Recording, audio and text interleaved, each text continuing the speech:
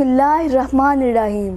خدا کی خاص رحمت ہے، بزرگوں کی بشارت ہے، کئی نسلوں کی قربانی، کئی نسلوں کی محنت ہے، اثاثہ ہے دلیروں کا، شہیدوں کی امانت ہے، تعاون ہی تعاون ہے، محبت ہی محبت ہے، جبھی تاریخ نے رکھا ہے اس کا نام پاکستان۔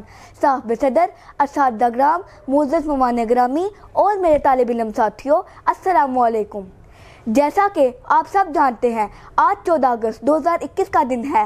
آج ہم اپنا 74واں یوم آزادی قومی جوش و جذبہ سے منا رہے ہیں۔ جس طرح زندہ قومیں اپنے شان و شان یوم آزادی مناتی ہیں، آج میں بڑے عقیدت و احترام سے یوم آزادی کے موضوع پر لب کشائی کرنا چاہتی ہوں۔ قائد اعظم نے فرمایا تھا، جب برصغیر کا پہلا شخص مسلمان ہوا تب پاکستان وجود میں آ چکا تھا۔ سر سید احمد خان کا 2 قومی نظریہ قیام پاکستان کا پیش خیمہ ثابت ہوا۔ ہندوستان میں 2 بڑی قومیں اکثریت میں آباد ہیں جو صدیوں ساتھ رہنے کے باوجود ایک دوسرے میں ضد نہ ہو سکیں۔ ان کے تہذیب، ثقافت، رہن سہن، رسم و رواج اور دستور سیاست الگ الگ ہیں۔ 2 فلسفوں پر مبنی 2 الگ تہذیبیں ہیں۔ صدر ذی وقار اقبال کی انقلابی اور مانی ہیئر اسٹائل اسلامیہ نے ان کے افکار اور نظریات کو ابار رہی تھی اور ان کے اندر حصول وطن کے لیے تحریک پیدا کر رہی تھی۔ قائد اعظم لیاقت علی خان اور دیگر رہنماؤں کی زیر قیادت مسلمان ہند ہندوستان کے لہو عرض میں علیحدہ وطن پر مبنی قائد کا پیغام نگر نگر، گاؤں گاؤں، کڑیا کڑیا پہنچا رہے تھے۔ ان کا جوش و جذبہ اور ولولہ حصول وطن کے لیے آخری حدوں کو چھوٹے ہوئے اپنی معراج پر تھا۔ ان کے فلک شگاف نعروں نے سرزمین ہندوستان پر بھونچال پیدا کر دیا تھا۔ پاکستان کا مطلب کیا؟ لا الہ الا اللہ۔ چراغ آرزو آزادی کا کمال، صدق و مروت کا وین، فلسفی نظریے انقلابی سوچ کے ایندھن سے زیر فشاں کرنے کے لیے میدان عمل میں تھے۔ ان زیر فشاں اسلام کی زبان پر ایک ہی نعرہ صبح و شام تھا، بزبان خاص و عام تھا، لے کر رہیں گے پاکستان، بن کے رہے گا پاکستان۔ اسلامیہ ہند قائد اعظم کی زیر قیادت صرف اور صرف لا الہ الا اللہ کی بنیاد پر ایک آزاد اور خود مختار مملکت لینے میں کامیاب ہو گئے۔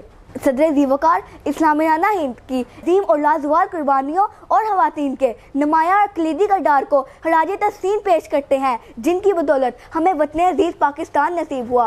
قائد اعظم نے فرمایا تھا، کشمیر سیاسی اور قومی اعتبار سے پاکستان کی شہرک ہے اور کوئی خوددار قوم یا ملک یہ برداشت نہیں کر سکتی کہ اپنی شہرک کو دشمن کی تلوار کے حوالے کر دے۔ بھارت ظلم و بربریت اور انسانیت سیاست کنندوں کے ذریعے کشمیریوں کے جذبہ آزادی کو کچلنا چاہتا ہے۔ حالیہ ریاستی دہشت گردی سے سینکڑوں کشمیریوں کو شہید کر چکا ہے۔ کلسٹر بموں کا استعمال کر کے بڑے پیمانے پر انسانی حقوق کی خلاف ورزی کر رہا ہے۔ کشمیری بھارت کے پنجہ استطاعت سے آزاد ہونے کے لیے خون کا آخری قطرہ بہانے کا سرگرم عمل ہے۔ ہم کشمیریوں پر بھارتی مظالم کی پرزور مذمت کرتے ہیں اور اقوام متحدہ سے اپیل کرتے ہیں کہ کشمیریوں کو ان کے قراردادوں کے مطابق خود حق ارادیت دلوائے۔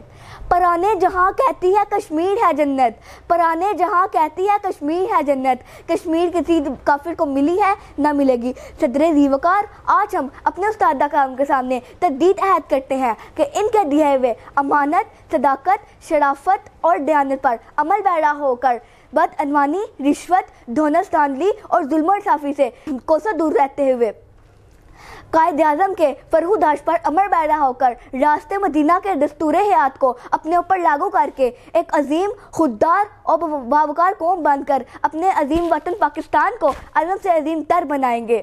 خونِ دل دے کر نکھاریں گے روح پڑک گلاب، خونِ دل دے کر نکھاریں گے روح پڑک گلاب، ہم نے گلشن کے تحفظ کی قسم کھائی ہے۔ پاکستان زندہ باد۔